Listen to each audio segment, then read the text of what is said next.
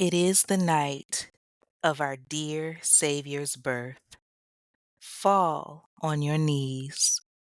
Oh, hear the gunshots ringing.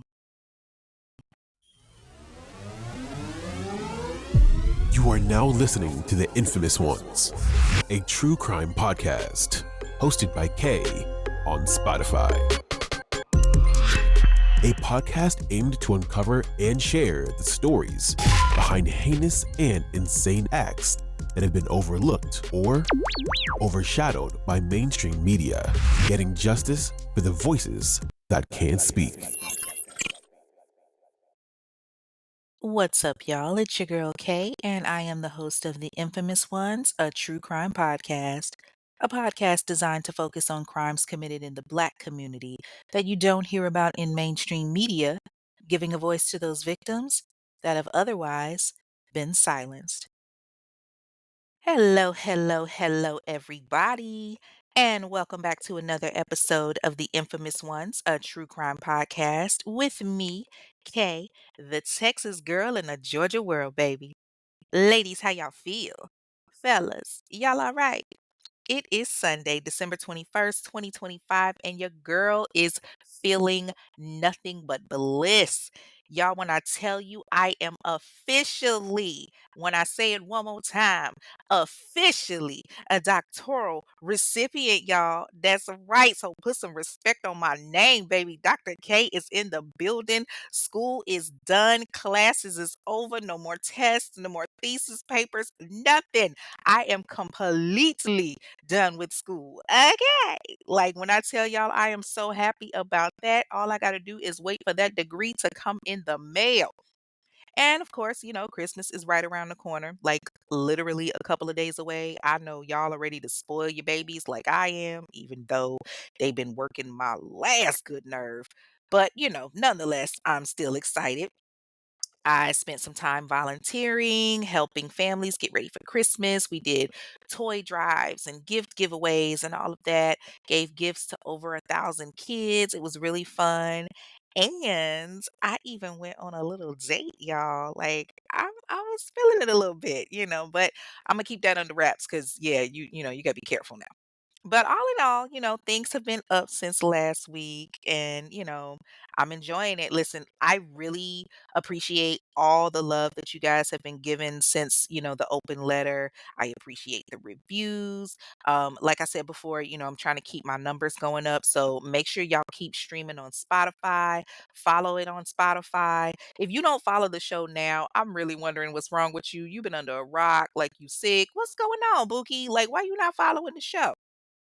All you got to do is scroll to the top of the page for the podcast and hit the button that says follow, and it'll notify you anytime, I drop an episode. So make sure that y'all do that, okay? I hope y'all got y'all Christmas list ready. Listen, these kids are stressing me out with their little greedy asses. But y'all know as much as we fuss about our kids, we gonna go above and beyond to make sure that they have a good Christmas.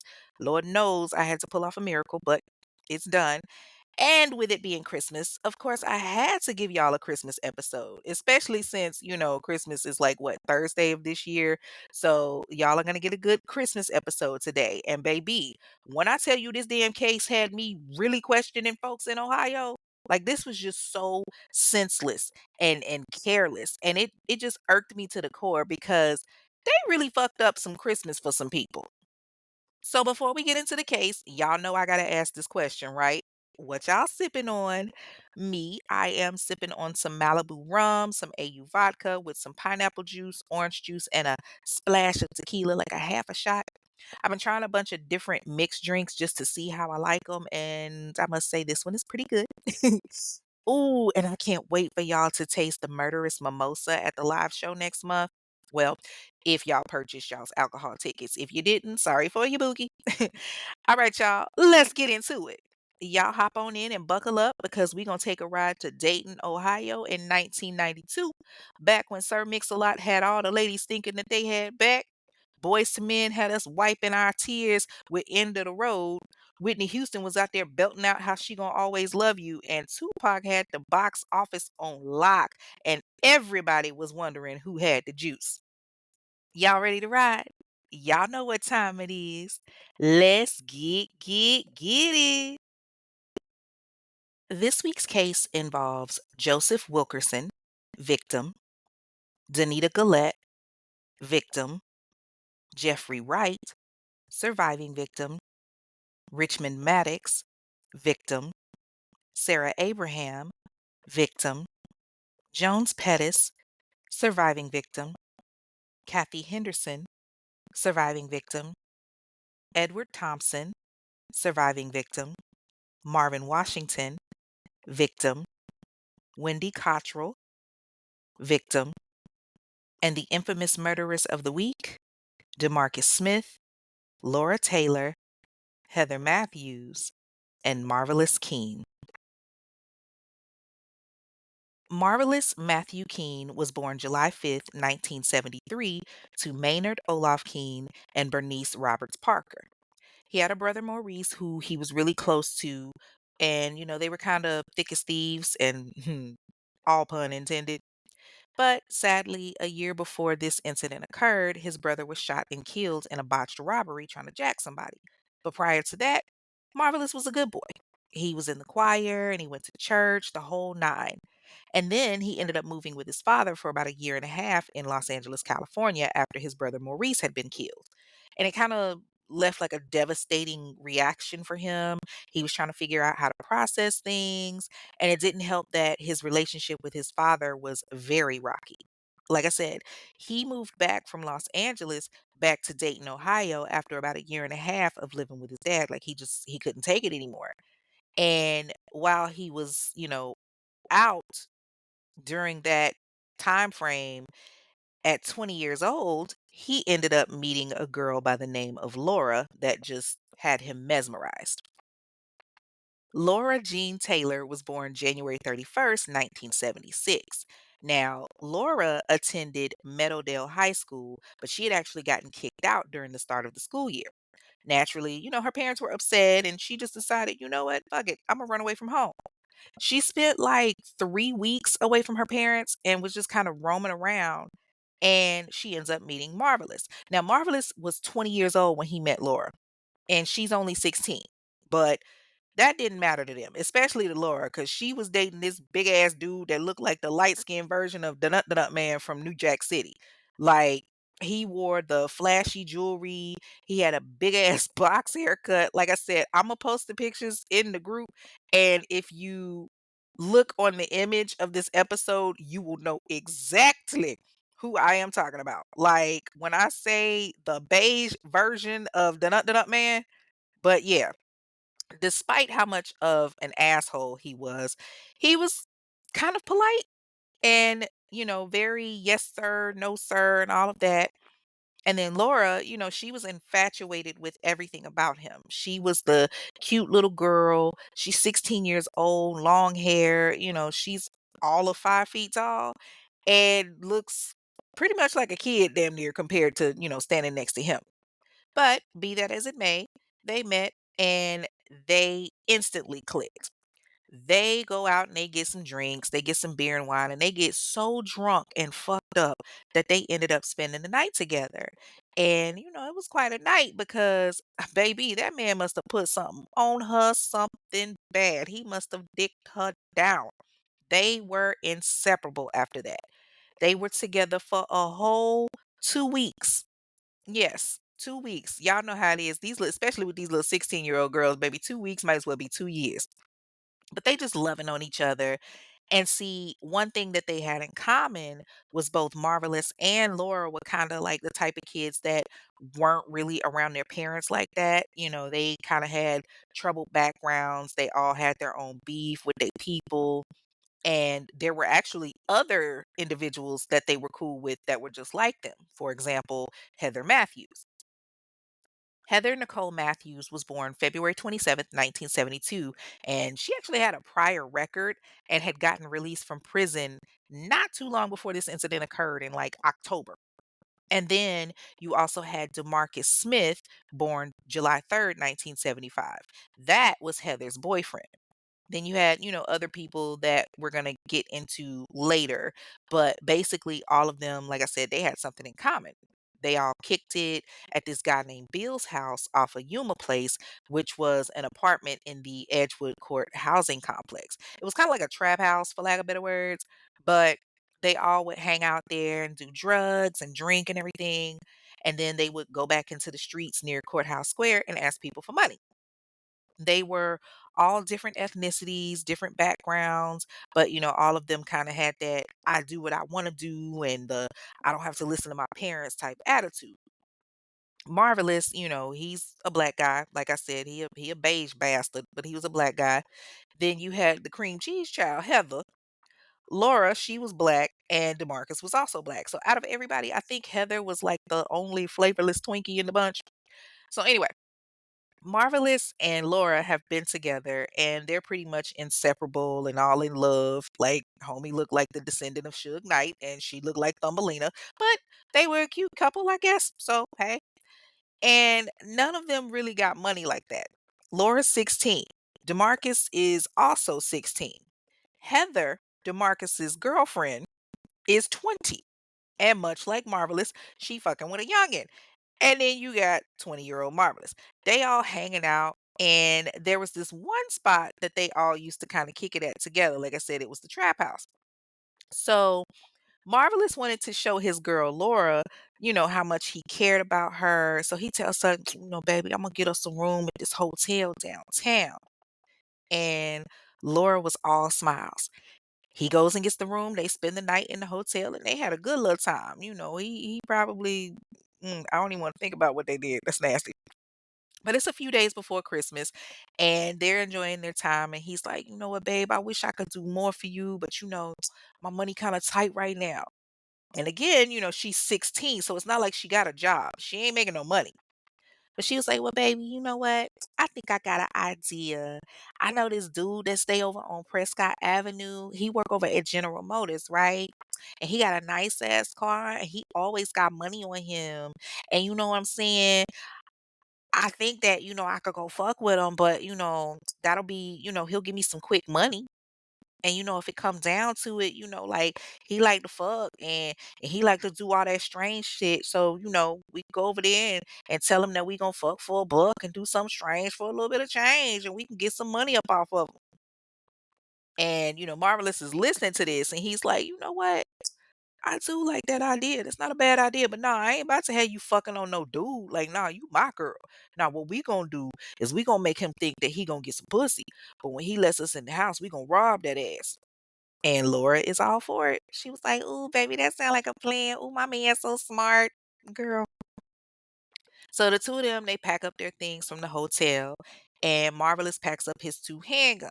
Now he's got one nickel-plated 25 caliber handgun, and then he's got another black one that's a 25 caliber handgun. So he ready to, pop off.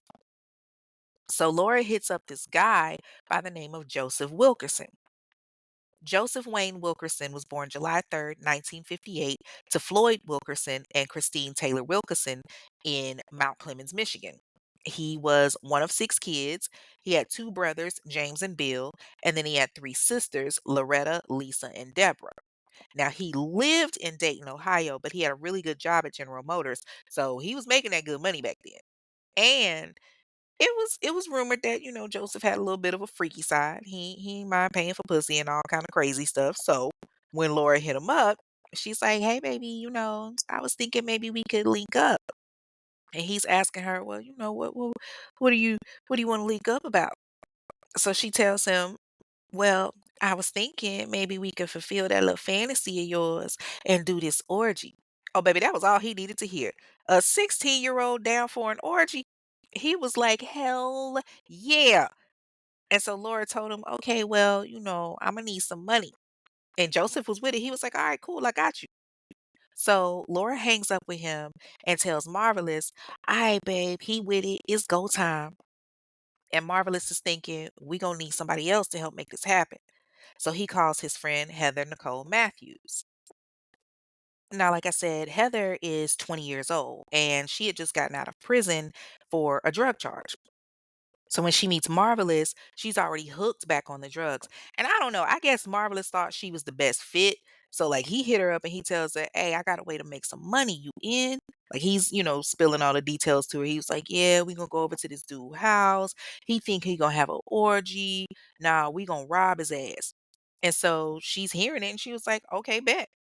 So all of them get together and the three of them walk the 3 miles to the 3300 block of Prescott Avenue where Joseph lived. They get there and Joseph lets them in and he fixes them a little drinky drink. And he thinking that he about to have the orgy of a lifetime. So after they drink, Marvelous follows Joseph into the bedroom and he starts to act like he's getting undressed. Now Heather and Laura, they're in another room. Marvelous, he's alone with Joseph, so he pulls his pants down, but then he like pulls them back up.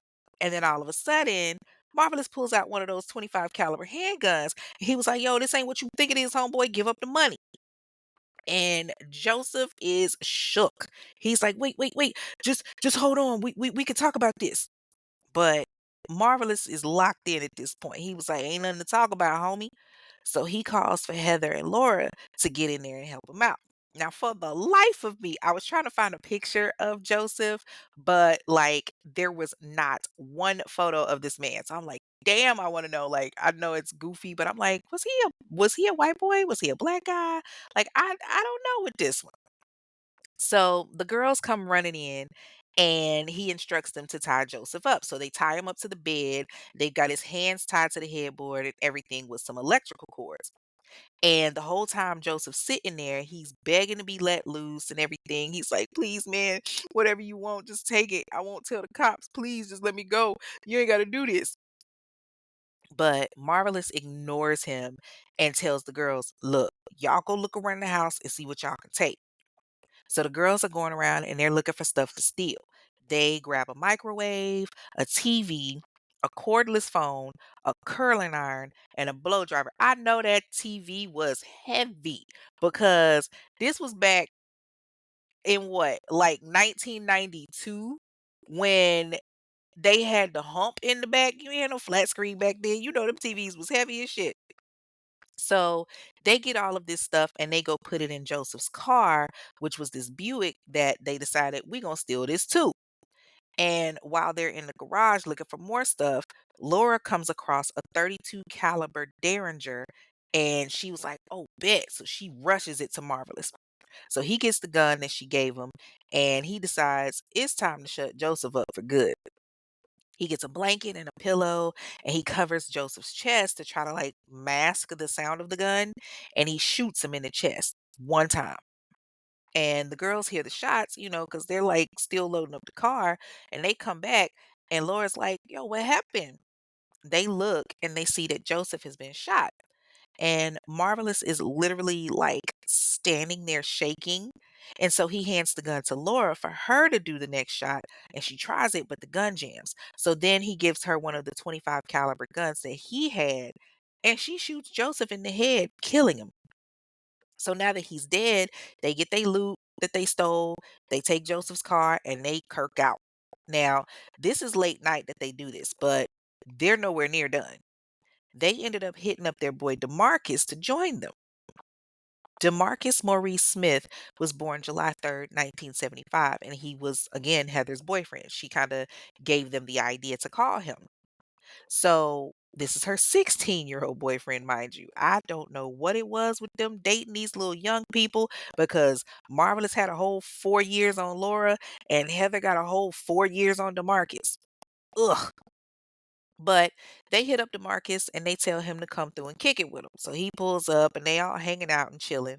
And out of nowhere, Marvelous is like, "Yo, I'm bored. Let's go rob somebody. Hey, Marcus, you in?" And it didn't, take him much to consider because he was like, "Yeah." So they take Joseph's stolen Buick and they hit the streets, all four of them.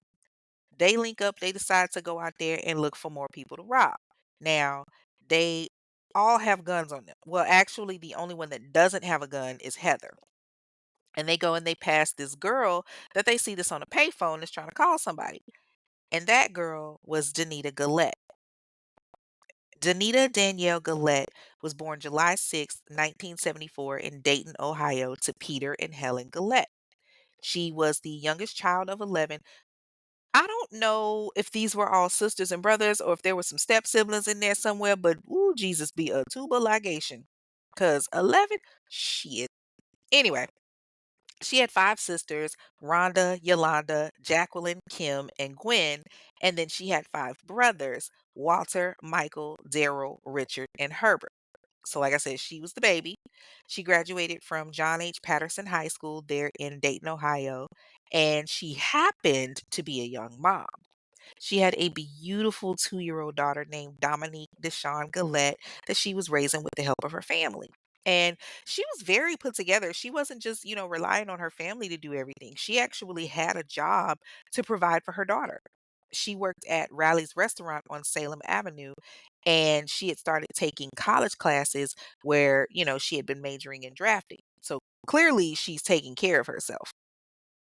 Now, Danita had to go and make a phone call, so she's at the phone booth because remember, this is the early 90s. There's no cell phones like that. So she goes to the phone booth to make a call, and Marvelous and Laura see her. And so they're like, all right, let's see what she got. So they walk up on her and they pull their guns, and Danita is scared. She's pleading, I don't have anything, but just listen, just take whatever you want. And DeMarcus sees her shoes, which was this pair of felines, and he tells her, yo, take off your shoes.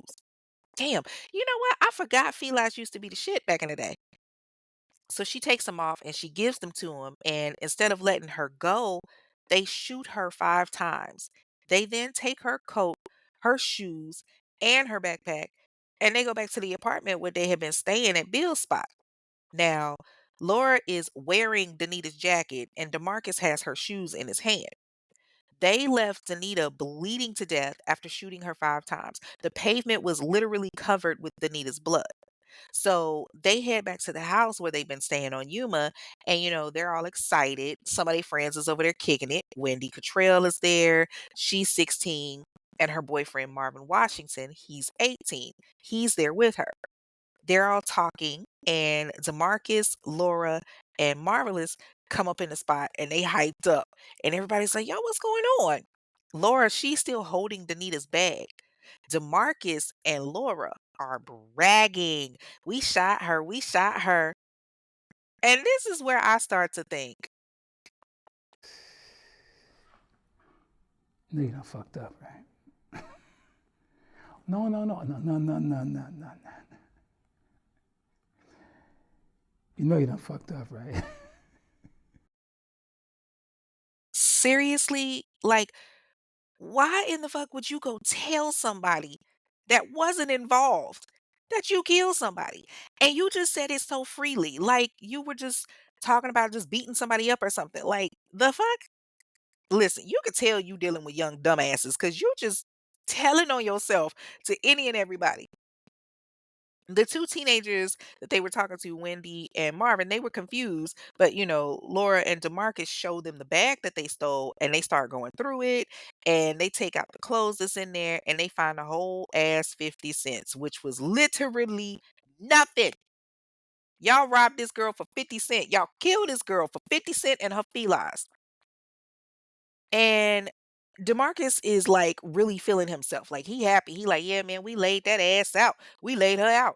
And he shows them the shoes that he's wearing, which also belong to Danita. Do y'all know DeMarcus has one of the 25 caliber handguns that Marvelous had given him, and he going around flashing it to people?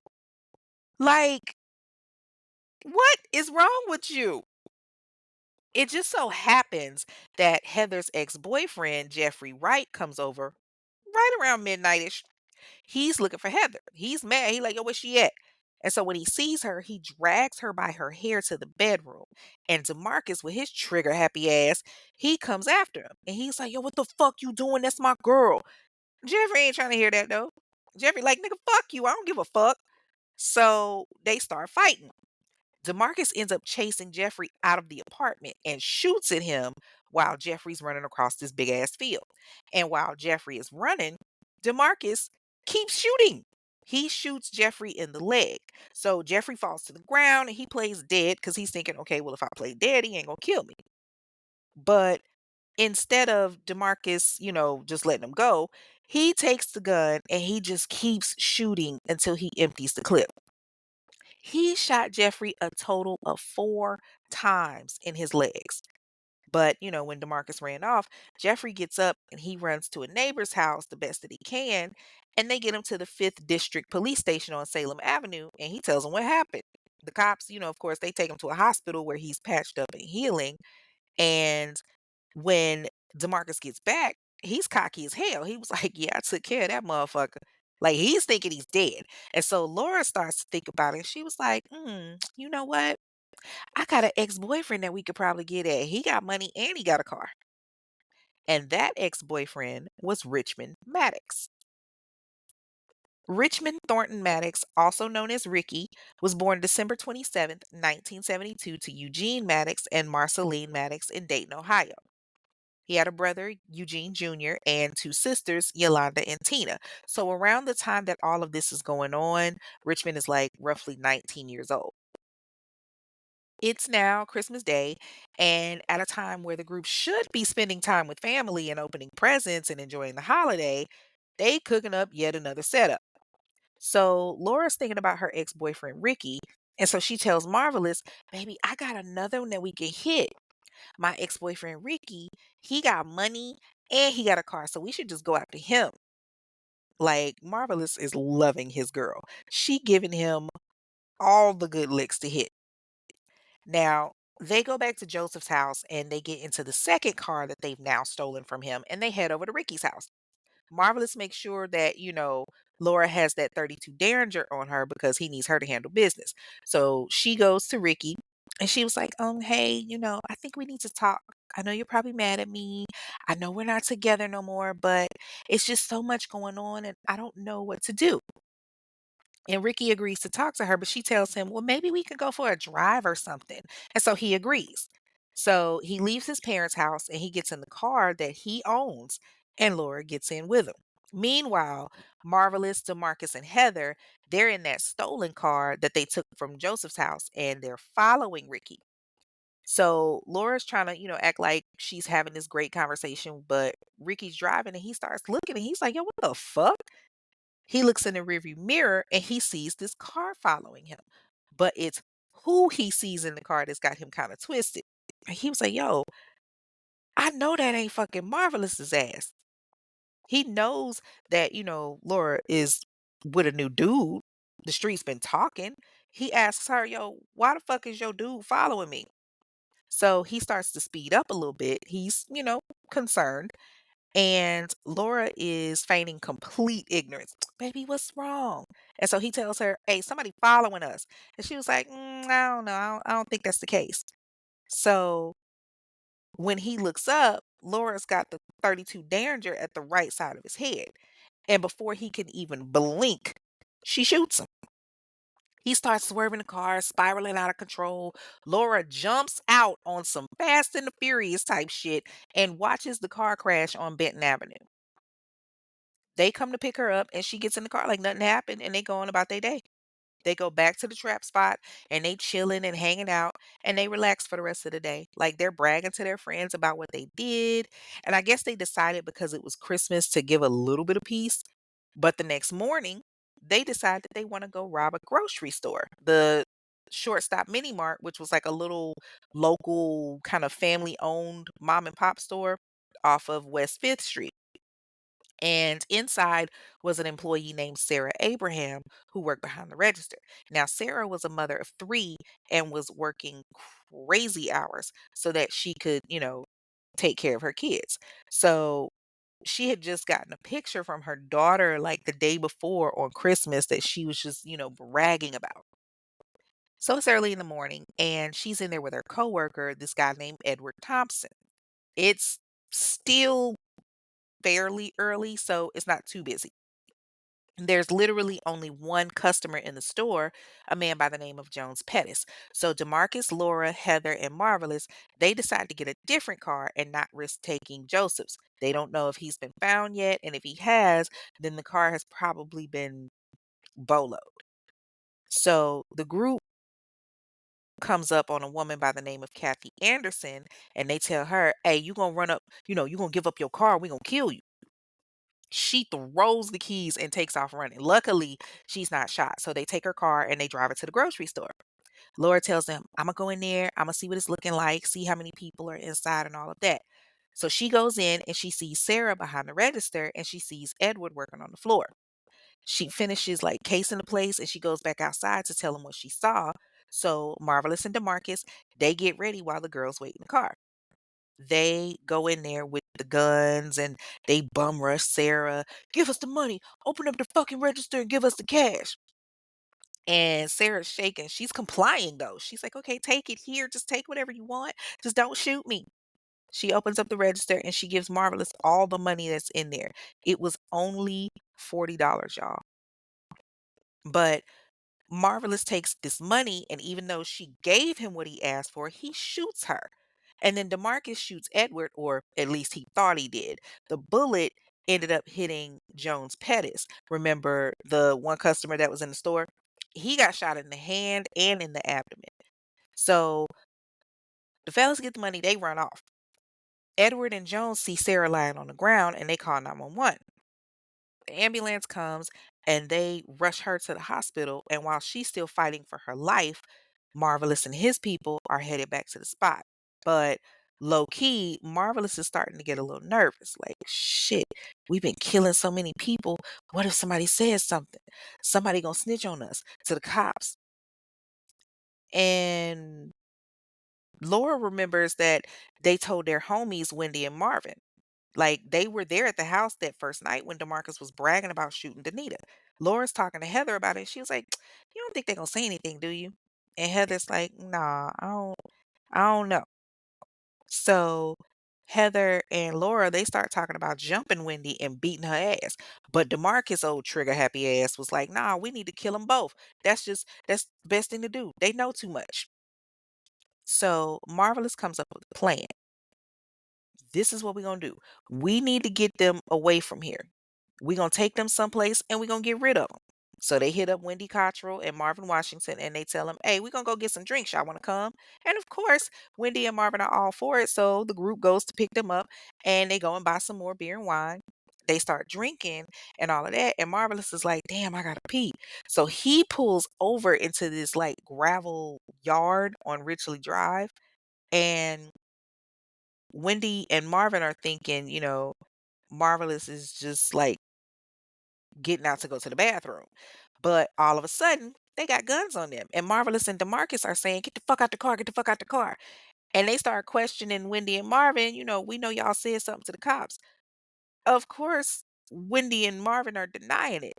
Like, they're like, no, we wouldn't do that. We wouldn't do that. We didn't say shit. But it was too late.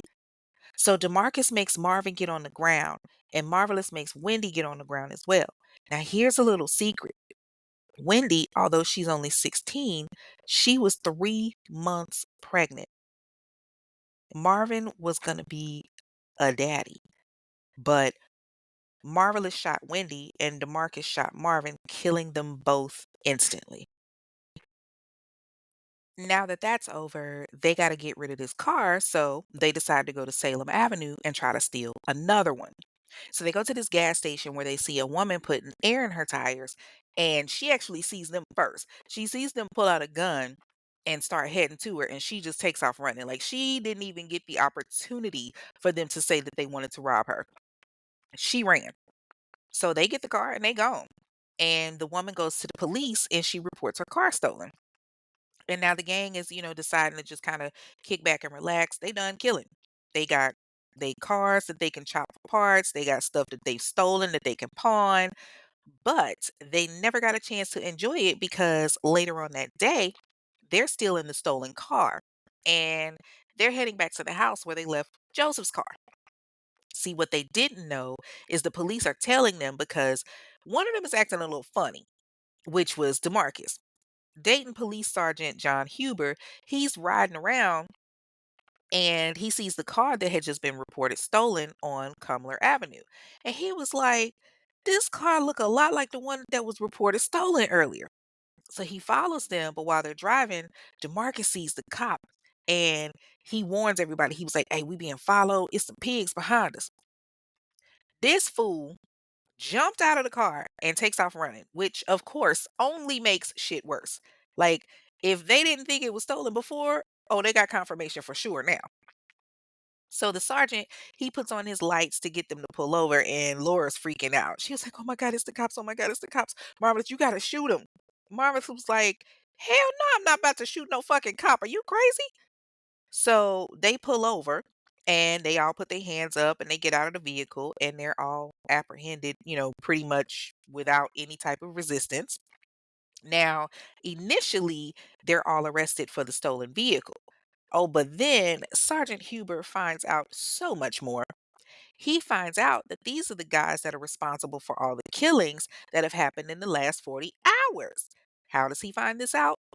Remember, I told y'all Jeffrey survived after he got shot 4 times in the legs? Baby, not only did Jeffrey survive, but Jones Pettis, who was the customer at the grocery store, he survived. And Edward Thompson, who walked away unharmed, he went to the cops too. DeMarcus, well, he wasn't too smart because homie tried to run home like a dumbass and he ended up getting arrested. So it's funny how you go from running home to your mama when stuff gets bad, but when she was disciplining your ass, you had to run away. Hmm. Okay. But they're all arrested on December 26th, 1992. And Heather Matthews and Marvallous Keene, they get arraigned in the Dayton Municipal Court and they're charged with aggravated murder and robbery. And their bond was $5 million apiece. They bring them to the interrogation room, and Marvelous confesses to everything. He gives the ultimate sob story. I've been hurting since my brother died. I've been beefing with my pops. I don't know why I did it, but I did. I killed him, okay? I did everything.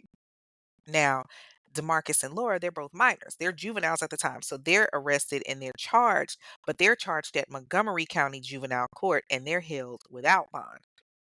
The prosecutor at the time, Matthias Heck Jr., he wanted to try DeMarcus and Laura as adults. And I mean, honestly, I don't blame a lot of that. And if they were tried as an adult, they would get a minimum of 25 years to life in prison. But because they were minors, they were reminded that capital punishment wasn't allowed.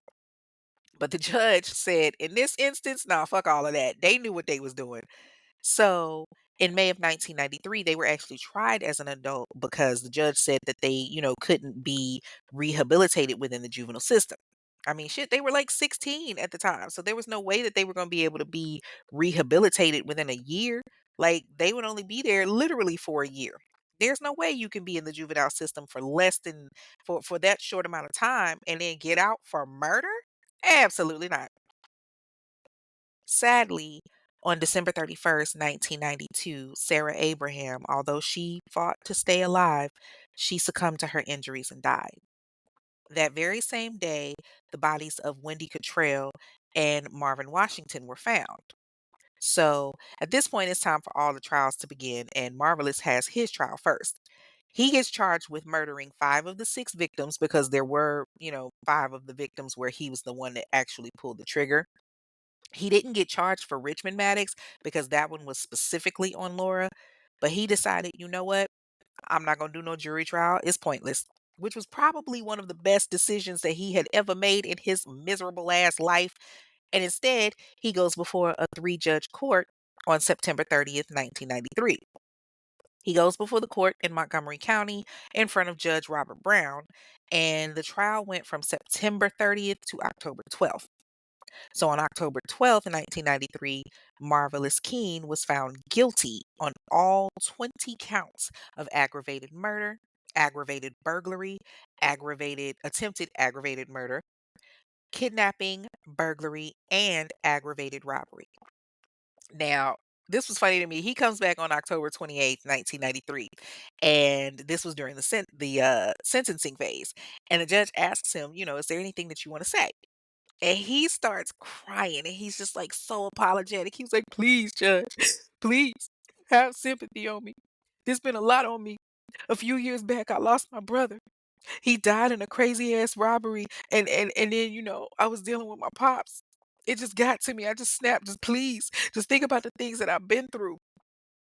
And the judge is just like, why the fuck do I need to think about what you've been through? Like, What I'm thinking about is what those people went through that did nothing to you. Yeah, it's bad that you lost your brother, but you shot people that weren't connected to you or your brother at all.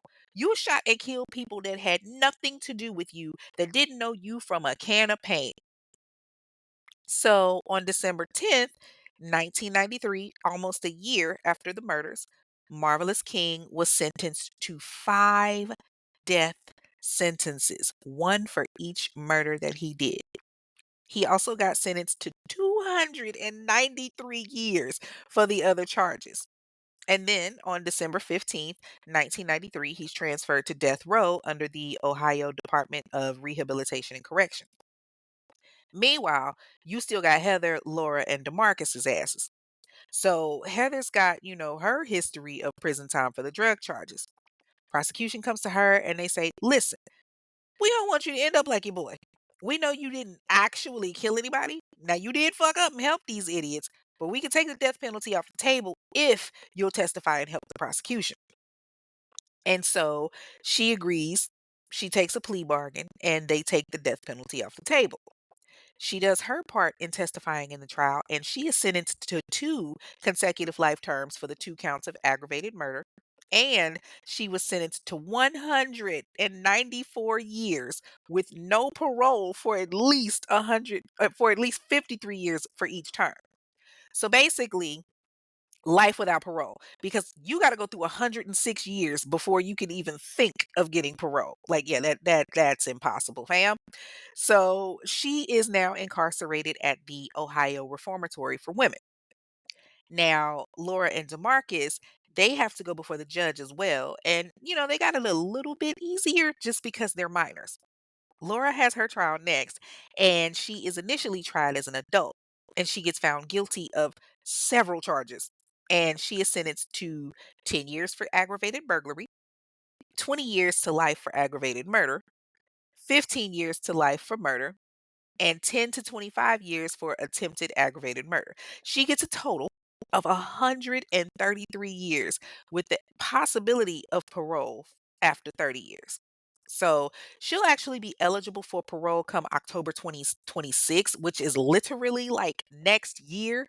And the only reason she gets the possibility of parole is because the Senate Bill 256 became effective in April 2021, and it abolished the whole like life without parole sentences for minors, and it gives them an opportunity to get out of prison sooner. So she's somewhat lucky because her original sentence was life without parole.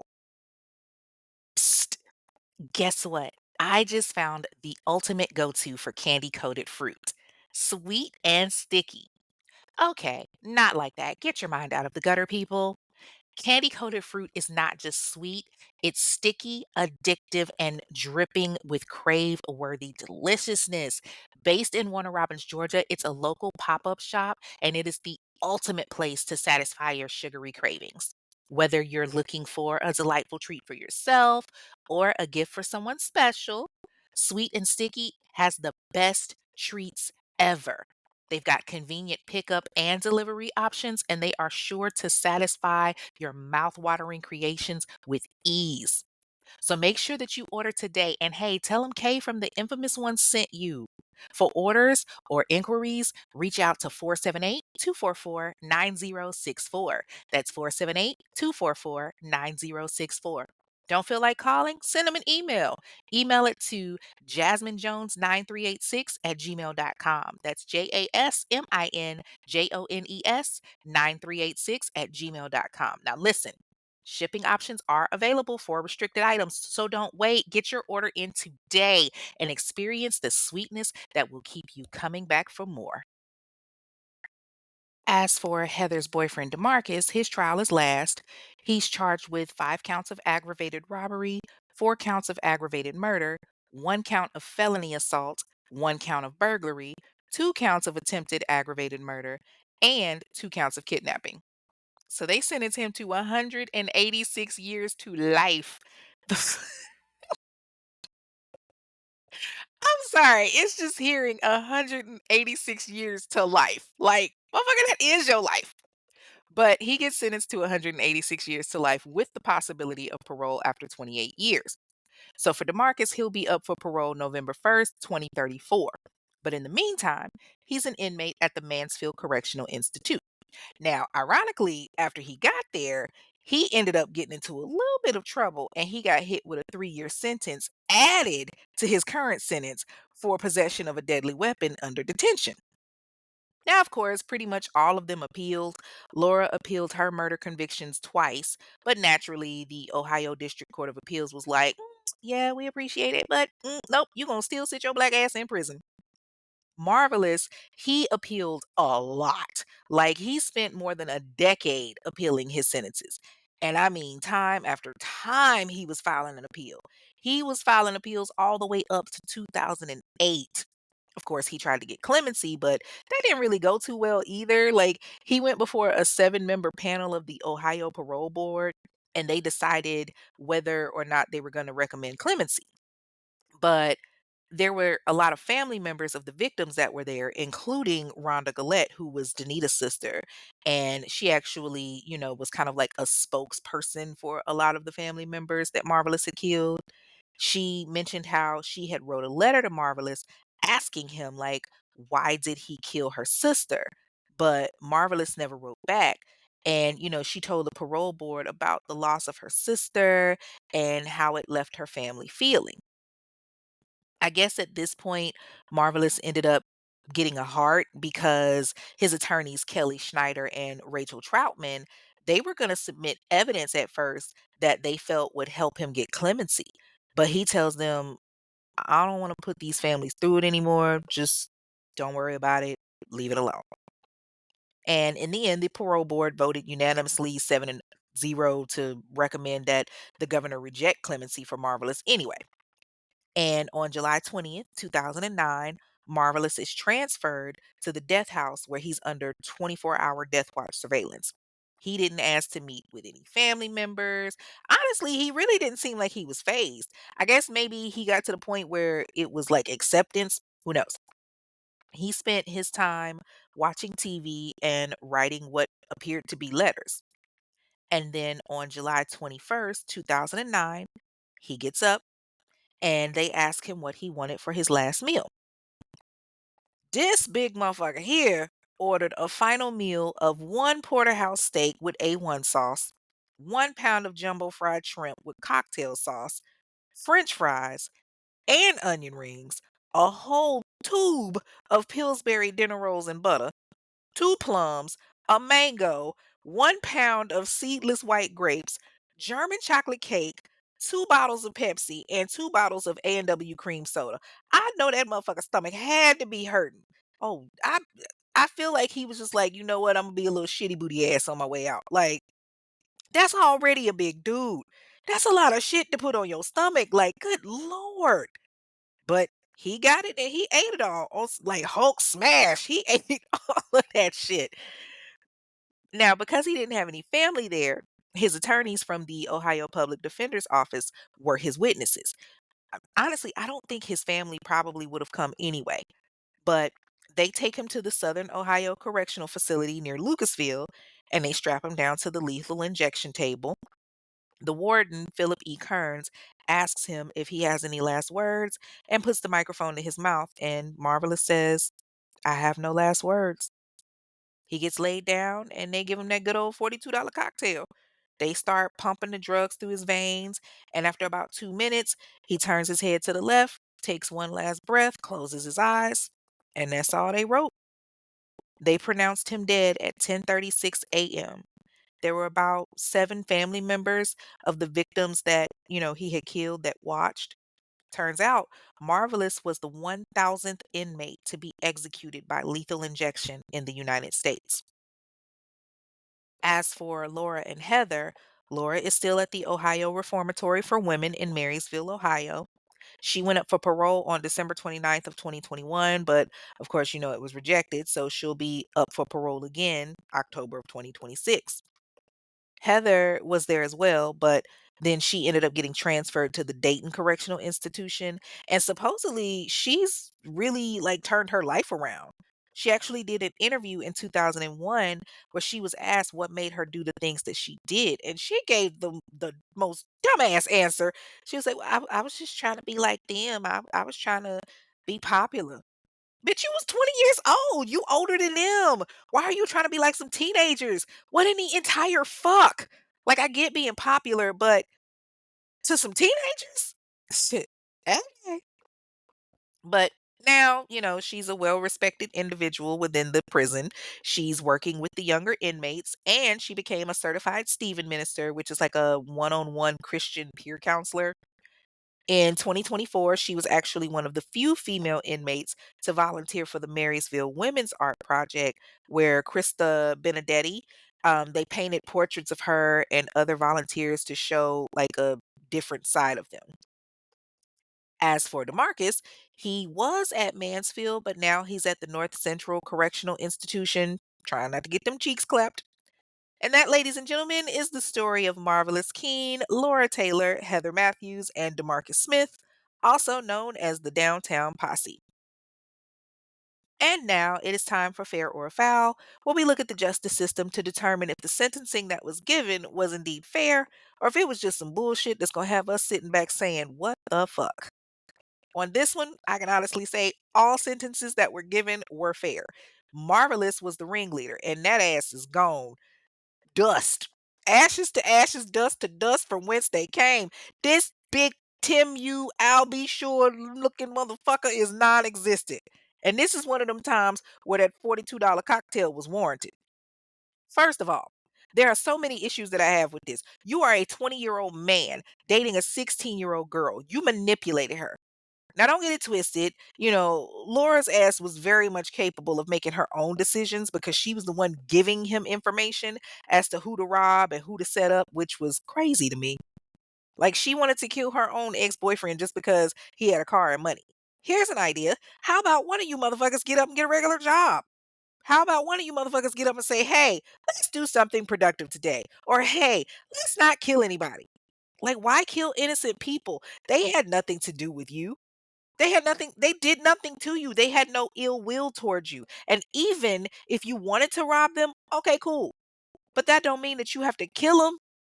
If they were giving you everything that you wanted, they gave you what you asked for. They did not fight, they complied. What was the reason for killing them, huh? What's the reason? These were innocent people. Like, you killed a single mother that was raising her 2-year-old daughter, trying to do something with her life. She pleaded with you not to kill her.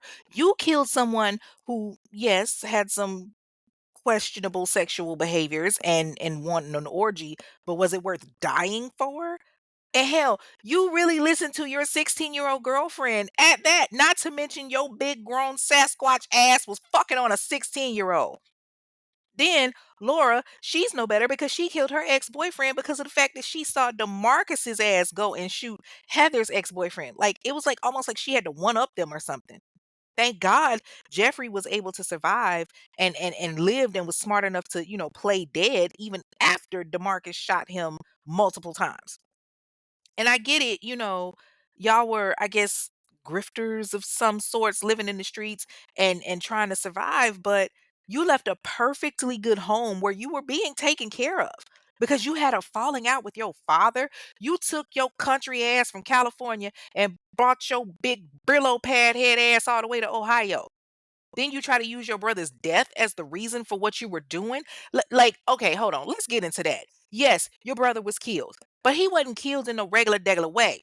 He was killed in a botched robbery doing the same shit that you did. You were just lucky enough to survive. You died years later. He died. He died committing a crime, Negro. But that don't mean go out there and kill innocent people. Sarah was a clerk working at a grocery store trying to survive and take care of her kids. You left her kids motherless after Christmas. They gonna hate the holidays going forward. Hell, her oldest kid was only 11 years old at the time that you killed her. Then you shoot at two other people who, by the grace of God, survived. But now they have to deal with that trauma, and they didn't have anything to do with your big brother being killed. They ain't have shit to do with you having a fucked up relationship with your father. Like, come on, man. Don't try to use that as an excuse. Oh, and like I said, Laura ain't no better. The fact that she got life with the possibility of parole, that's the only thing that I have an issue with. You pulled the trigger just as much as Marvallous did. You shot Joseph in the head. You killed your ex-boyfriend. You were stupid enough to do this shit while you were in the car with this man. What if one of the bullets had like ricocheted or something and then hit you? What if he had crashed instantly? You shot this man while he was behind the wheel driving his car. You should have died then, but you didn't. And honestly, you should have got that $42 cocktail right along with Marvallous's ass. So you could really be with your man. But because you were a minor and 16, your ass got lucky. But you were still methodical. You were still manipulating just as much as Marvallous was. He was manipulating in the aspect that he was 20 years old fucking with a 16-year-old, probably because he couldn't get no bitches his own age. But you were manipulating too in the aspect that you were telling him easy targets that he could get. He was just stupid enough to listen to your young ass. DeMarcus, he was just as cynical as the rest. Heather, even though she didn't actually pull the trigger, she was just as deserving of her sentence too. The only difference is that she was smart enough to take a plea deal to keep herself from being fried. But she went along with the robberies, trying to impress some young ass teenagers. You went along with it knowing that they had killed people. You sat there and was cool with DeMarcus attempting to kill your ex-boyfriend. Yes, he put his hands on you. I get that. Whoop that motherfucker's ass. Don't kill him. You were cool with going and robbing all these people. Now, like, no, you may not have physically pulled the trigger, but one band, one sound, bitch. And now your Bob's Burger, Linda Belcher looking ass can sit and rot in prison. I can only hope that Laura and DeMarcus don't get parole because I don't feel like they're resentful for what they did. I don't feel like they learned a valuable lesson. I'm glad that the parole board decided not to let them out after, the time frame that they had served already because they deserve to sit there and literally rot and serve all 183 years or however many years they got. You deserve to rot in prison, and then when you die and are reincarnated, that reincarnation deserves to continue to rot. I hope that when you sit in prison and you take your last breath, that if you are born again, if you believe in that kind of stuff, that when you come back, right when you think you about to just walk the earth freely, that the good Lord says, "Oh, wait a minute, hold up." And there's two prison guards sitting there waiting on your ass to take you right the fuck back in. Just so that they can fuck with you some more. That is all for this week's episode of The Infamous Ones, a true crime podcast. You can follow the show on the various streams on Instagram and TikTok at Infamous One Podcast. That's a number one, by the way, not spelled out. And you can leave a review there. On X, it's Infamous One Pod, where you can also leave a review. On Facebook, you can join the private discussion group, the Infamous Ones discussion group.